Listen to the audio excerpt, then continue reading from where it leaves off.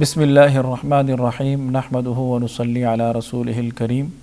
علامہ Iqbal open university کے studio سے شعبہ سیرت اسٹڈیز کے BS کے کورس فقہ السیرۃ النبویہ 3904 کے ایک نئے پروگرام کے ساتھ حاضر ہوں۔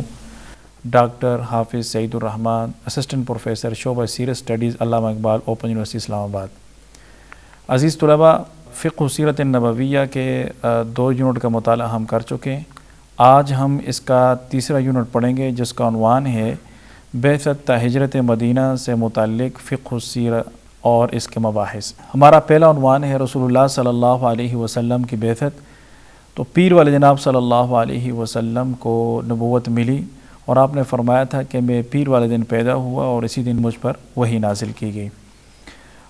بعثت کی تاریخ 12 ربیع الاول 41 عام الفیل ہے۔ ابتدائی 6 ماہ سچے خوابوں کی شکل میں وحی اترتی رہی اور 6 ماہ بعد رمضان المبارک میں باقاعدہ قرآن پاک نازل ہونا شروع ہوا اور تقریباً 23 سال تک قرآن پاک نازل ہوتا رہا۔ ابتدائی 6 ماہ رسول اللہ صلی اللہ علیہ وسلم کو تنہائی پسند تھی اور آپ غار حرا میں عبادت کے لیے چلے جاتے تھے اور وہاں مصروف رہتے تھے۔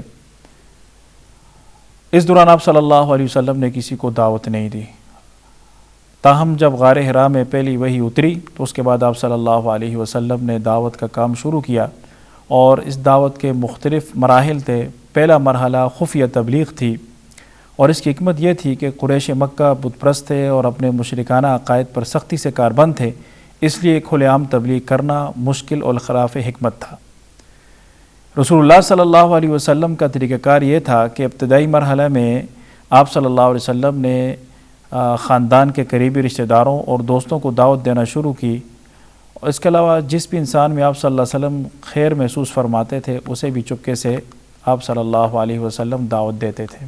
آپ صلی اللہ علیہ وسلم کی اس محنت کے نتیجے میں جو لوگ ایمان لائے، سب سے پہلے ان میں ام المؤمنین حضرت خدیجہ رضی اللہ تعالی عنہا، حضرت ورقہ بن نوفل، حضرت ابوبکر صدیق اور حضرت علی المرتضیٰ رضی اللہ تعالی عنہم شامل ہیں۔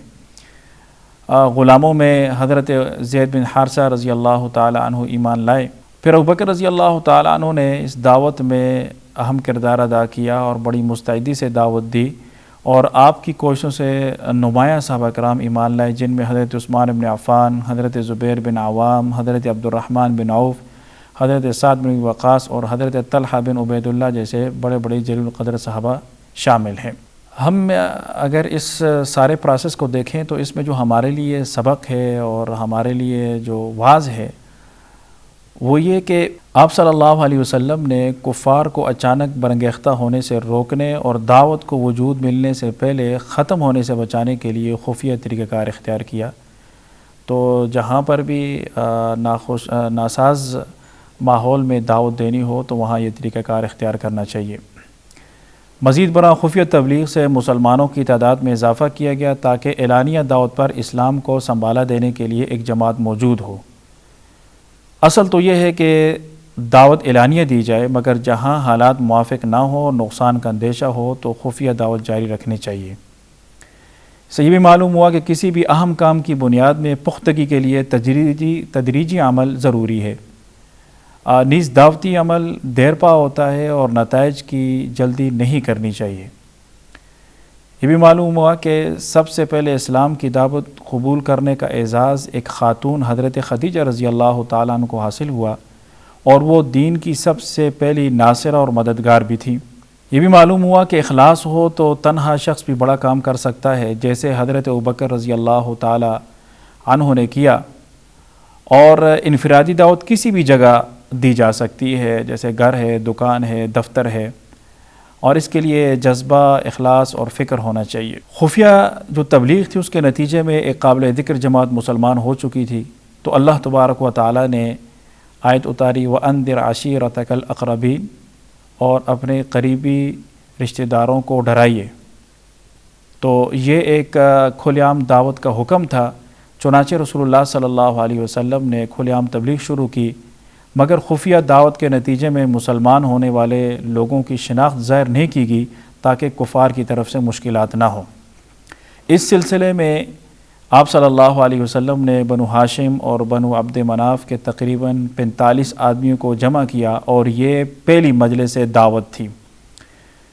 لیکن اس میں رسول اللہ صلی اللہ علیہ وسلم کے بولنے سے پہلے ابو لہب بول پڑا، اور رسول اللہ صلی اللہ علیہ وسلم سے کہا کہ نادانی والی کوئی بات نہیں کرنی، کیونکہ ہمارا خاندان سارے عرب سے مقابلہ نہیں کر سکتا، اور آپ جو کچھ کہہ رہے ہیں تو اس سے تو خاندان کو بڑی مصائب پیش آئیں گے، اور آپ مشکل میں ڈال دیں گے۔ اور آپ صلی اللہ علیہ وسلم کو اس نے اس سب کچھ کا ذمہ دار ٹھہرایا، چنانچہ اس موقع پر آپ صلی اللہ علیہ وسلم خاموش رہے۔ پھر آپ صلی اللہ علیہ وسلم نے دوسری مجلس کا اہتمام کیا۔ اس میں آپ نے خاندان کے افراد کو جمع فرمایا اور واعظ فرمایا کہ میں اللہ کے رسول اور نبی بنا کر بھیجا گیا ہوں، موت اور دوبارہ اٹھنا یقینی ہے، اور تمہیں جنت یا جہنم کی شکل میں اعمال کا بدلہ دیا جائے گا۔ تو اس موقع پر ابو طالب نے نصیحت کو قابل قدر جانا، سچا مانا، اور کہا کہ وہ حفاظت کریں گے، جو آپ صلی اللہ علیہ وسلم کے لیے مشکلات ہوں گی ان میں ان کے ساتھ کھڑے ہوں گے، لیکن یہ بات ہے کہ اپنا دین نہیں چھوڑیں گے۔ اس موقع پر ابو لہب نے پھر کھل کر رسول اللہ صلی اللہ علیہ وسلم کی مخالفت کی، لیکن چونکہ حضرت ابو طالب نے آپ صلی اللہ علیہ وسلم کو حوصلہ دیا تھا اور مکمل حمایت کی یقین دہانی کروائی تھی، اس لیے آپ صلی اللہ علیہ وسلم کا حوصلہ بلند ہوا، اور آپ صلی اللہ علیہ وسلم نے کوہ صفا پر عمومی تبلیغ کا ارادہ فرمایا۔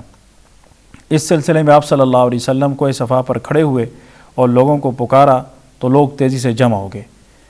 اس موقع پر آپ صلی اللہ علیہ وسلم نے فرمایا کہ اگر میں تمہیں خبر دوں کہ پہاڑ کے دامن میں ایک لشکر حملہ کرنا چاہتا ہے تو کیا تم میری بات پر یقین کرو گے؟ تو لوگوں نے کہا جی بالکل، ہم نے آپ کی بابت کبھی جھوٹ کا تجربہ نہیں کیا۔ تو اس پہ آپ صلی اللہ علیہ وسلم نے فرمایا سنو، میں تمہیں ایک سخت عذاب سے پہلے خبردار کرنے کے لیے بھیجا گیا ہوں، اپنے آپ کو اللہ سے خرید لو اور جہنم سے بچو۔ آپ نے ہر خاندان جیسے بنی فہر، بنی عدی، بنی عبد مناف، بنی عبد المطلب کو ایک ایک کر کے مخاطب کیا اور فرمایا کہ میں تمہیں کوئی نفع یا نقصان نہیں پہنچا سکتا اور نہ ہی اللہ کے عذاب سے بچا سکتا ہوں۔ اس مجلس میں جب لوگ منتشر ہو گئے تو ابو لہب نے رسول اللہ صلی اللہ علیہ وسلم کو مخاطب کر کے کہا کہ تو غارت ہو جائے، کیا تو نے ہمیں اسی کام کے لیے جمع کیا تھا؟ اسی موقع پر اللہ تبارک و تعالیٰ نے ابو لہب کی بربادی کی خبر پر مشتمل سورۃ اللہب نازل فرمائی۔ اس کے بعد رسول اللہ صلی اللہ علیہ وسلم نے قریش کے اجتماعات میں دعوت دینا شروع کی۔ اللہ تعالیٰ نے آیت اتاری فاصدع بما تؤمر واعرض عن المشرکین، کہ آپ جو ہے وہ علی الاعلان اس چیز کو بیان کریں جس کا آپ کو حکم دیا جا رہا ہے، اور ان مشرکوں کی ذرا بھی پرواہ نہ کریں۔ تو آپ صلی اللہ علیہ وسلم نے اس آیت کے نزول کے بعد قریش کی محافل و مجالس میں کھلے عام دعوت دینا شروع کر دی۔ آپ صلی اللہ علیہ وسلم قرآن پاک کی تلاوت فرماتے اور سابقہ اقوام کی نافرمانیوں اور ان کو ملنے والی سزاؤں کا تذکرہ کرتے اور لوگوں کو ڈراتے تھے۔ اس میں ہمارے لیے کیا اسباق ہیں، کیا مواعظ اور نصیحتیں ہیں؟ ان میں ایک اہم یہ ہے کہ ایک داعی کے لیے ضروری ہے کہ وہ سب سے پہلے توحید کی دعوت دے، کیونکہ توحید ہوگی تو باقی اعمال قبول ہوں گے۔ رسول اللہ صلی اللہ علیہ وسلم نے بھی سب سے پہلے توحید کی دعوت دی۔ اور دوسرا سبق یہ ہے کہ دعوت کا کام سب سے پہلے اپنے گھر اور رشتہ داروں سے شروع کرنا چاہیے، کیونکہ اللہ تبارک و تعالیٰ کی طرف سے انسان کو اپنے گھر والوں کے بارے میں جوابدہ ہونا ہوگا۔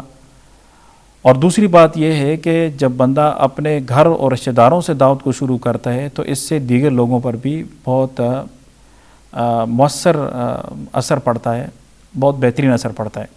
دعوت کو پراثر بنانے کے لیے لوگوں کو اللہ کے عذاب اور پکڑ سے ڈرانا چاہیے، کیونکہ ڈر دل میں ہیبت پیدا کرتا ہے اور سوچنے پر مجبور کر دیتا ہے۔ اس لیے رسول اللہ صلی اللہ علیہ وسلم نے کوہ صفا پر لوگوں کو بلانے کے بعد ڈرایا بھی تھا۔ ایک یہ ہمیں بات معلوم ہوئی کہ داعی کو اللہ پر مکمل یقین رکھتے ہوئے بلا خوف و جھجک مگر حکمت کے ساتھ دعوت دینی چاہیے اور لوگوں کی پرواہ نہیں کرنی چاہیے کہ لوگ کیا کہیں گے۔ اس سے ہمیں یہ بھی معلوم ہوا کہ غیر مسلموں کی وہ چیز اختیار کی جا سکتی ہے جو دین کے خلاف نہ ہو، کیونکہ آپ صلی اللہ علیہ وسلم جب صفا پر کھڑے ہوئے تھے تو آپ صلی اللہ علیہ وسلم نے لوگوں کو بلانے کے لیے وہ الفاظ استعمال کیے تھے جو کفار کرتے تھے۔ یہ بھی معلوم ہوا کہ دوران دعوت اگر کوئی سخت بات کہے تو اس سے الجھنے کی بجائے داعی کو خاموشی سے اپنی دعوت دینی چاہیے اور مایوسی سے بچنا چاہیے۔ اور ایک چیز یہ معلوم ہوئی کہ لوگوں کی تکالیف اور ایذا کے باعث جب انسان کا سینہ تنگ ہو جائے تو کثرت سے اللہ کی تسبیح کرنی چاہیے اور اللہ کا شکر ادا کرنا چاہیے، اس سے دل مطمئن ہو جاتا ہے۔ اس سے ہمیں ایک یہ بھی معلوم ہوا کہ لوگوں کی تکالیف اور ایذا کے باعث سینہ تنگ ہونے پر مایوس نہیں ہونا چاہیے، بلکہ کثرت سے اللہ کی تسبیح اور اللہ کا شکر ادا کرنا چاہیے۔ اس سے اطمینان قلب حاصل ہو جاتا ہے اور داعی کا جذبہ زندہ ہو جاتا ہے۔ عزیز طلباء، ہمارا آج کا وقت ختم ہوا چاہتا ہے، انشاءاللہ ملیں گے اگلے پروگرام میں۔ اللہ حافظ۔